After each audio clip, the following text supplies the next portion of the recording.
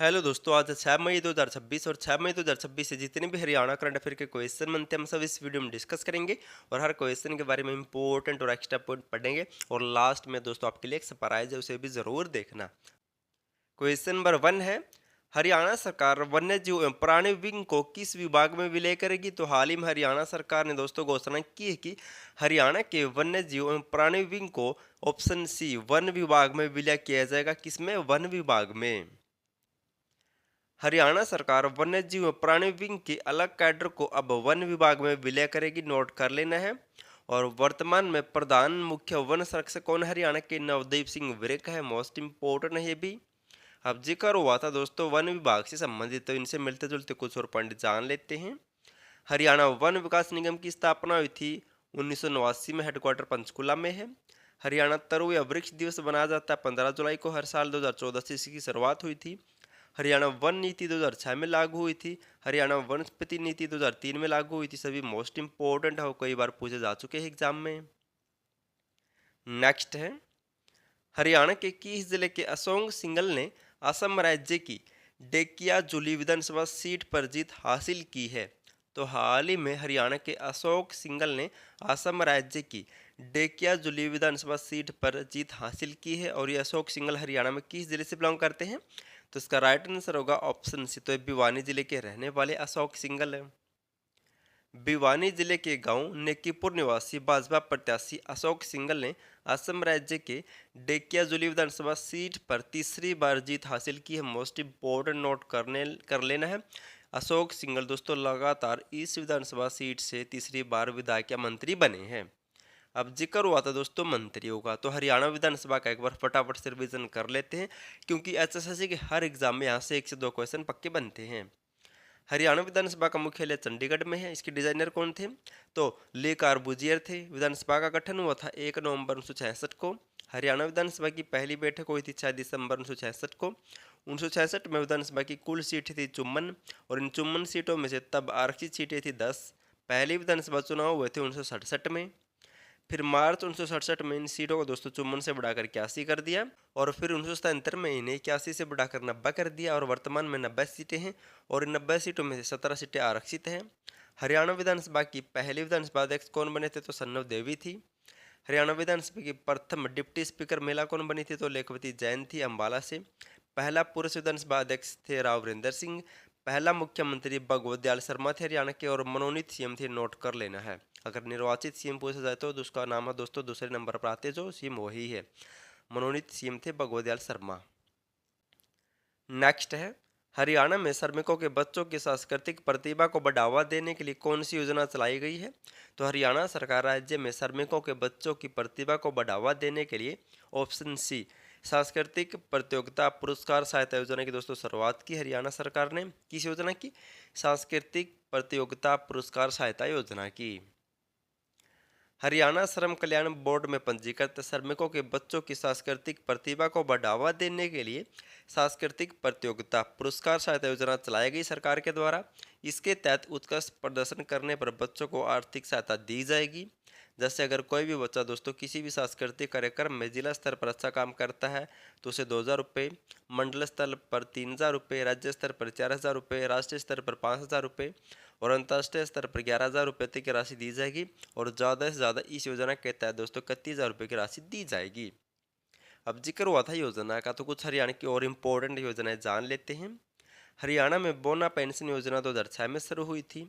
और हरियाणा में दोस्तों 100% दिव्यांगों को हरियाणा रोडवेज में दोस्तों मुफ्त छूट दी गई थी 2007 से। सक्षम हरियाणा योजना 31 अक्टूबर 2016 से शुरू हुई थी। जय जवान आवास योजना 6 जून 2016 से शुरू हुई थी। ऑपरेशन मुस्कान योजना 1 जुलाई 2015 से शुरू हुई थी। और सभी योजनाएं दोस्तों कई बार पूछी जाती है, आपको बार बार रिवीजन करना होगा तभी दोस्तों इनकी डेट याद होती है।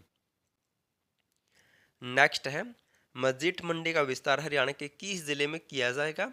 तो ये मस्जिद मंडी दोस्तों वर्तमान में पंजाब में है, और उसका विस्तार हरियाणा में भी किया जाएगा। कहाँ पर किया जाएगा? तो ऑप्शन सी सोनीपत में दोस्तों इसका विस्तार किया जाएगा। सूखे मेवों के लिए मशहूर अमृतसर की मस्जिद मंडी का विस्तार सोनीपत में भी किया जाएगा। यानी कि अमृतसर से दोस्तों जो किसान है वे सोनीपत में भी अपना दोस्तों माल बेच सकते हैं। इस तरह से वहाँ की मस्जिद मंडी का विस्तार अब सोनीपत में भी किया जाएगा, इम्पोर्टेंट है।